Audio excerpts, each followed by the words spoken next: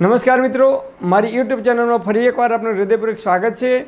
આજનો ટોપિક છે મિત્રો કે અત્યારે શ્રાવણ મહિનાની અંદર એટલે કે શ્રાવણ અને ભાદરવા મહિનાની અંદર જે કંઈ બીમારીઓ આપણા શરીરની અંદર થાય છે એ બીમારીઓથી આપણા શરીરનું રક્ષણ કરવું હોય, એ બીમારીઓથી આપણે બચવું હોય, આજે હું તમને એક એવી ગોળી બતાવું છું કે એ દિવસમાં 3 વખત આપણે ગોળી ગળવાની છે અને એ ગોળી ઘરે આપણે જાતે બનાવવાની છે। એને આયુર્વેદિક ઔષધિઓનો ઉપયોગ કરી અને એ ગોળી બનાવવાની છે। તો આ ગોળી કેવી રીતે બનાવવી, ક્યારે ખાવી અને કેવા લોકોએ ના ખાવી જોઈએ અને કેવા લોકોએ ખાવી જોઈએ, જેનું વર્ણન આયુર્વેદના ઋષિઓએ આયુર્વેદની અંદર કરેલું છે। શ્રાવણ અને ભાદરવો મહિનો એટલે કે ચોમાસાની ઋતુની અંદર આપણને શરદી થવી, તાવ આવવો, ઉધરસ થવી, વાયરસથી થતી અનેક પ્રકારની બીમારીઓથી અને પેટની લગતી બીમારીઓથી બચવું હોય તો એના માટે આપણે શું કરવાનું? તો એના માટે 3 ટાઈમ આપણે એક ગોળી ગળવાની છે। તો આ ગોળી કેવી રીતે બનાવવાની? ઘરે જાતે જ બનાવવાની છે।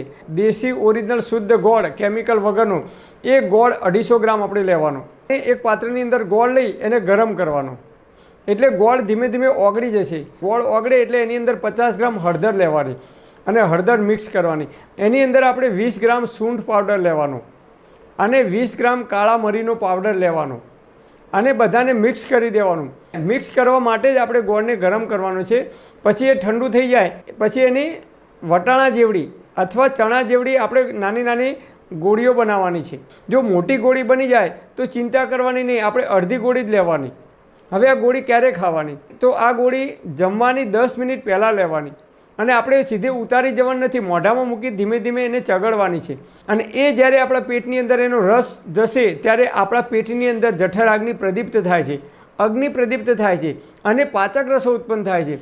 મોઢાની અંદર જ્યારે આપણે ગોળી મૂકીએ છીએ ત્યારે મોઢાની અંદર લાળ ઉત્પન્ન થવાની શરૂઆત થઈ જાય છે અને એ લાળ પેટની અંદર જાય છે અને અન્ય પાચક રસો ઉત્પન્ન થાય છે, જે ખોરાકનું પાચન કરવા માટે ખૂબ જરૂરી છે અને આપણી જઠર અગ્નિ છે એ ખૂબ પ્રદીપ્ત થાય છે અને 10 મિનિટ પછી આપણે જો ભોજન કરીએ તો એ ભોજનનું ખૂબ સમયસર અને યોગ્ય રીતે ડાયજેશન થાય છે। અત્યારે ચોમાસાની ઋતુની અંદર આપણી જઠરાગ્નિ મંદ પડી હોય છે, જેના કારણે આપણે જે કંઈ ખોરાક લઈએ છીએ એનું યોગ્ય રીતે પાચન થતું નથી અને એના કારણે આપણને પેટમાં ગેસ થવો, અપચો થવો, અજીર્ણ થવું જેવી પેટને લગતી બીમારીઓ થવાની શરૂઆત થઈ શકે છે। આ ગોળી ક્યારે લેવી? સવારે ચા નાસ્તો કરતા હોય તો સવારે ચા નાસ્તો કરવાની 10 મિનિટ પહેલાં એક ગોળી લઈ શકો છો, બપોરે જમવાની 10 મિનિટ પહેલાં અને રાત્રે જમવાની 10 મિનિટ પહેલાં તમે આમ 3 ટાઈમ દિવસમાં એક ગોળી તમે ચણાના કે વટાણાના દાણા જેટલી જ લેવાની છે। પણ હા મિત્રો, જે લોકો પિત્ત પ્રકૃતિના છે એટલે કે જે લોકોને વારંવાર એસિડિટી થાય છે કે હાઇપર એસિડિટીનો પ્રોબ્લેમ છે કે પેટની અંદર અલ્સર છે, અલ્સરનો પ્રોબ્લેમ છે એટલે કે પેટની અંદર ચાંદીઓ પડી છે,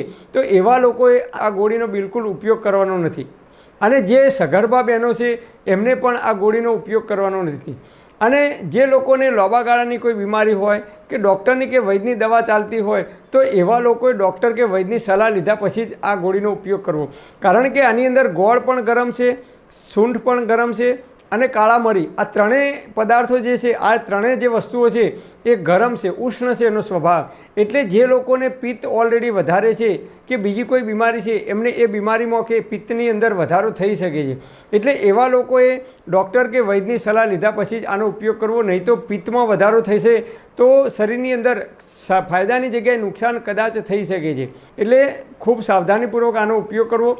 પણ હા, જે લોકોને વાયુની પ્રકૃતિ છે, વારંવાર ગેસ થઈ જાય છે, પેટ ભારે ભારે થાય છે, ખોરાકનું પાચન થતું નથી, પાચન અગ્નિ મંદ પડે છે, ભૂખ લાગતી નથી, એવા લોકો, વાયુ પ્રકૃતિવાળા લોકો હોય કે વારંવાર કફ થઈ જાય છે, કફજન્ય રોગ થાય છે, એવા લોકો આનો જો દિવસમાં 3 વખત ઉપયોગ કરે તો એમની જઠરાગ્નિ ખૂબ પ્રદીપ્ત થાય છે, ભૂખ લાગે છે અને ખોરાકનું પણ ખૂબ સારી રીતે પાચન થઈ શકે છે।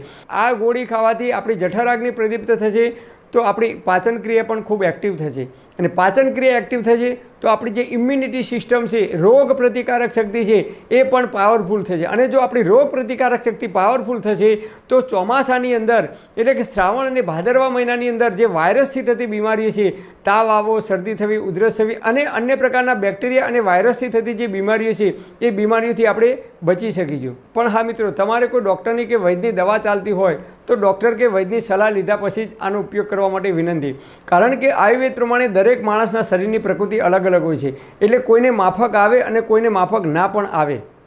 પરમપિતા પરમાત્મા આપ સર્વેને તંદુરસ્ત અને નિરોગી રાખે એવી હૃદયપૂર્વક મારી પ્રાર્થના।